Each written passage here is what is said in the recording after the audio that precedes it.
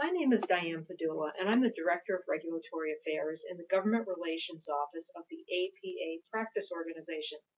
In this video, we continue our discussion on how to participate in the Physician Quality Reporting System with a more in-depth look at how to complete and submit an eligible claims form. If you missed Part 1, the Introduction to the Physician Quality Reporting System, is available online at apapracticecentral.org. To start, these are the documents you'll need. First, you should have access to the Physician Quality Reporting System Measure Specifications Manual. The manual provides a description of each available measure, as well as the applicable codes and instructions for reporting on each measure. To view the manual, go to www.cms.gov/PQRS.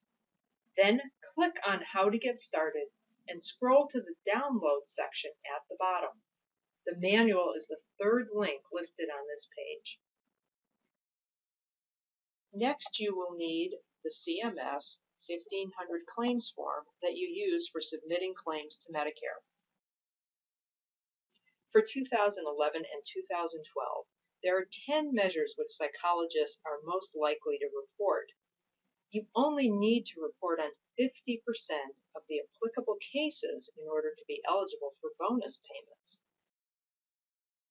The 10 measures involve clinical depression and major depressive disorder, suicide risk assessment, elder maltreatment screening, tobacco and alcohol use, body mass index, medication verification, and pain assessment.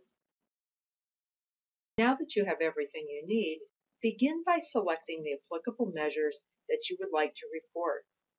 Review each measure's specifications, note which patients and services each measure applies to, and decide if you will be reporting for the full calendar year or only for the period from July through December 2011.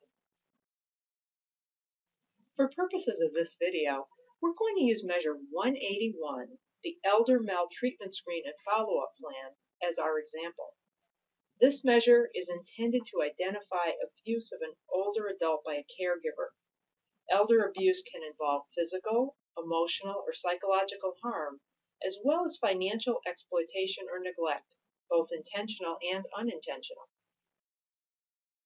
To determine if you meet the specifications of the measure, ask yourself 3 questions. First, which patients qualify? For this measure, any of your patients age 65 and older are eligible. Second, to what services does the measure apply? Answer: initial patient evaluations for adults age 65 and older. Finally, which service or billing codes apply? This measure can be used with a variety of different codes, which are listed in the specifications manual.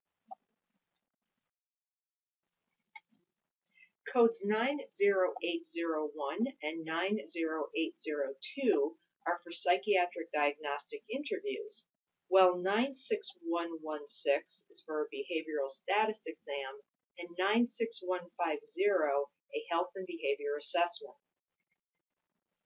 Explanations of these codes can be found in the American Medical Association's Current Procedural Terminology Manual. Known as CPT codes, they are used to identify and define healthcare services. Insurance companies and federal programs such as Medicare use CPT codes for billing purposes. 4 other codes, 97003, 97802, 97803, and G0270 would not be used by psychologists as they represent evaluations for occupational therapy and medical nutrition therapy services. Typically, most of the billing codes for this measure are used only once, but for services under code 96116, the measure is reported each time that the code is submitted. To report the measure, you must next select from the specifications manual a quality data code known as the numerator that best describes the action taken. For example, whether or not an elder maltreatment screen was performed. There are several numerator codes to indicate different courses of action. G8534 is the documentation of an elder maltreatment screen and follow-up plan. G8537 is when an elder maltreatment screen was documented, but a follow-up plan was not documented and the patient is not eligible.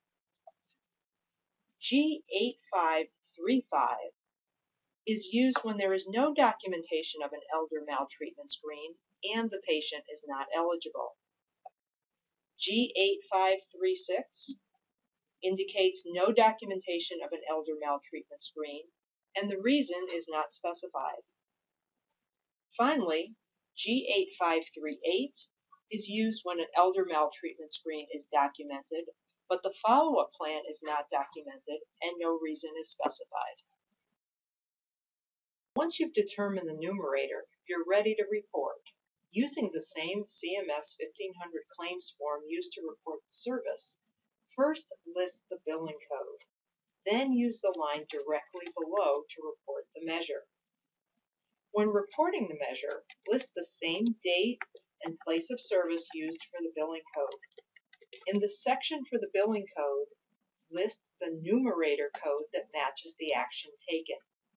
In this example, we selected code G8534 to show that the provider had documented both an elder maltreatment screen and the follow-up plan. Then in the charges section, list 0.00. However, if your software program will not accept this, you may list 0.01. There are a few things to keep in mind when reporting. First, measures for services provided in 2011 must be reported by February 28, 2012. Second, measures must be reported when the claim for services is submitted. They cannot be submitted retroactively. However, if the service was provided before you elected to participate, but the claim has not yet been submitted, that service can be reported on when you submit the claim.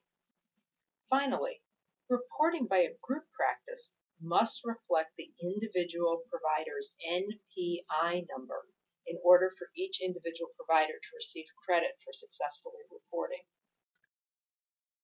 Participating in the physician quality reporting system has many advantages.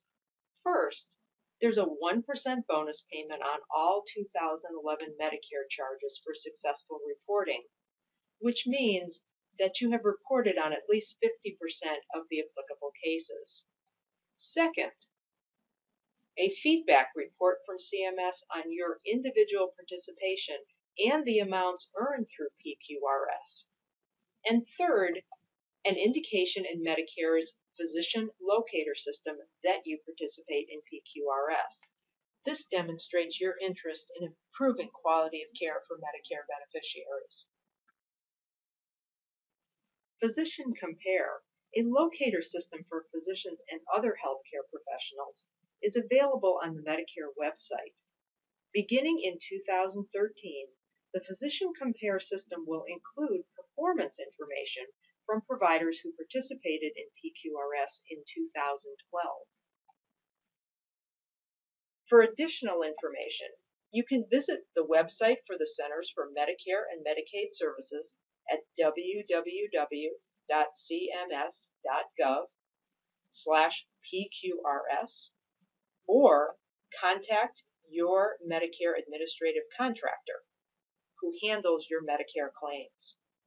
If you have any additional questions about the system, you may also contact the Government Relations Department at 202-336-5889.